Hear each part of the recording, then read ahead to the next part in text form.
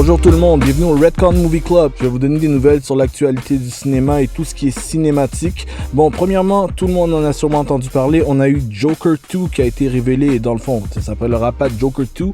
Le nom de working title, qui sera peut-être le titre officiel, c'est Joker Folie à 2.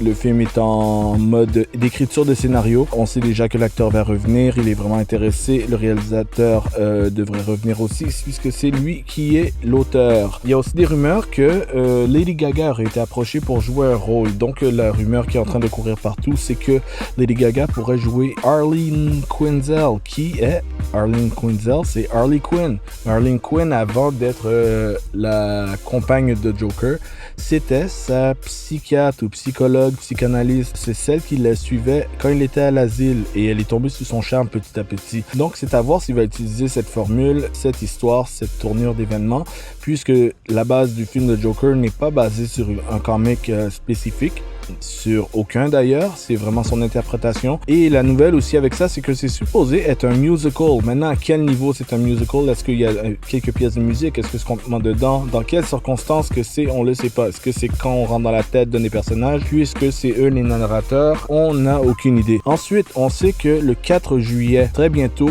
4 juillet sera le premier jour de tournage de Blade, le Blade officiel du MCU, du Marvel Cinematic Universe, ce qui veut dire que c'est en train de se concrétiser. Alors c'est plus juste une petite rumeur ou bien que c'est en préparation, ça va durer super longtemps. C'est enfin en tournage, ça fait quand même plusieurs années que ça avait été annoncé. Ensuite, on a Sandman, qui est un grand comic graphic novel de DC Vertigo qui aura sa série Netflix.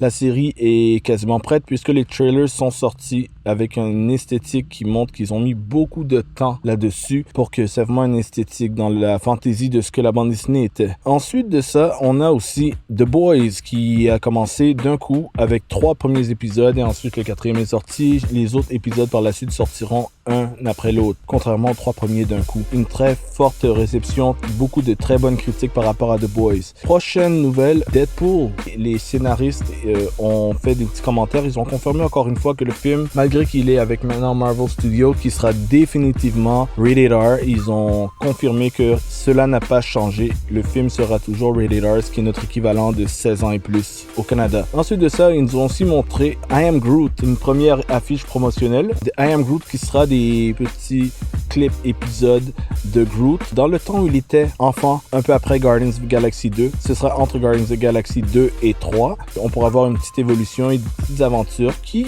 en plus d'être amusantes, sont vraiment canon. Par la suite, on a aussi appris que des personnes qui étaient en train de travailler sur un remake de Face Off, qui est moi personnellement un de mes films d'action préférés de ma jeunesse, mon adolescence. Face Off de Nicolas Cage et John Travolta. On travaillait sur un remake, mais à force de travailler là-dessus, les créateurs se sont rendus compte qu'ils aimaient tellement ce qu'ils étaient en train de créer que d'un remake et maintenant ça devrait être un sequel, ce qui veut dire une suite. Et ils ont Nicolas Cage qui est intéressé à reprendre son rôle d'une façon ou d'une autre, on imagine. Ensuite, on a Jurassic World qui est sorti avec des critiques pas superbes, mais ça reste à suivre comment le public va réagir à ça. Prochaine nouvelle, on a aussi Ghostbusters qui avait eu une suite à cause de la pandémie. Elle est sortie au cinéma à l'époque où les films ne sortaient pas beaucoup au cinéma, donc juste sur streaming, ça n'a pas fait trop parler, mais c'est un film qui avait été quand même bien reçu par les critiques et les gens qui l'ont vu. Moi personnellement je l'ai vu et j'ai vraiment apprécié également. Ce film, on a annoncé qu'il y aura une suite, Firehouse, qui représente la caserne où les Ghostbusters originaux avaient le quartier général.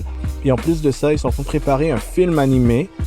Et ils ont aussi une série animée, tout ça est en train de se préparer en même temps, c'est vraiment, ils sont en train de prendre de l'ampleur. On a le MCU, Marvel, toujours en tête d'affiche dans les nouvelles, qui ont annoncé que le film des Thunderbolts est en préparation. Pour ceux qui ne savent pas, Thunderbolts, c'est un petit peu l'équivalent du Suicide Squad. Bien sûr qu'il y a des différences, mais la base est que c'est des méchants, des vilains, des bad guys, appelons ça comme on veut, qui travaillent pour le gouvernement pour une raison ou pour une autre. Pas pour nécessairement la raison d'avoir la tête qui va exploser comme Suicide Squad, mais c'est la même idée. Et dedans, il y a certains personnages quand même connus, connu, puis ça peut se bouger. Donc les rumeurs, les paris commencent à savoir qui va être dans l'équipe. Paris sont lancés, je vous lance ça. Ensuite de ça, on a appris que No Way Home, notre dernier film de Spider-Man, où on voyait les autres Spider-Man venir dans notre univers aussi, aura une nouvelle version qui va sortir au mois de septembre. Ça s'appelle No Way Home, The More Fun Stuff Version, où on aura plusieurs minutes de plus, plusieurs scènes intéressantes. Le film sort au cinéma au mois de septembre. Ensuite, on a la suite d'un de mes films préférés des dernières années, Knives Out, qui était un grand film de mystère, un peu comme Clue, le jeu de société où tout le monde était dans une maison à essayer de trouver qui était le meurtrier. On a la suite qui va s'appeler Glass Onion,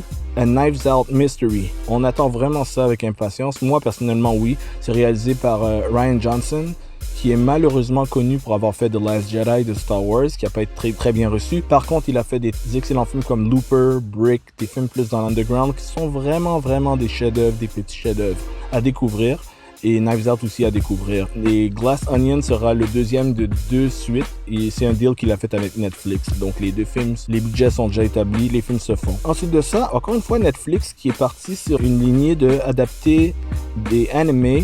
Là, ils veulent adapter One Piece en vrai live action, une série. D'ailleurs, on a vu les premières images et on voit qu'il y a un gros budget, décors de tournage qui ont été construits. Ça a vraiment l'air d'être inspiré de la bande dessinée. Maintenant, à savoir, est-ce qu'ils vont rentrer dans les malédictions des animés qui peuvent pas être adaptés en live action ou ils vont faire la différence et faire quelque chose de vraiment intéressant. One Punch Man qui a été annoncé, un autre animé qui a été annoncé, qui lui va être un film, probablement un film d'action qui va être réalisé par Justin Lin, qui est entre autres connu pour avoir réalisé la plupart des Fast and Furious. Je pense qu'il a commencé la série, il est revenu pour certains des meilleurs.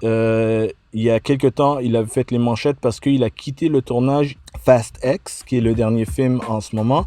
Mais il y a eu des problèmes sur le tournage, des beefs avec Vin Diesel. Alors, il a quitté après 2 jours de tournage. Il n'est plus sur Fast and Furious, il est maintenant sur One Punch Man. On verra si ça va donner quelque chose d'intéressant. Voilà les nouvelles des derniers temps.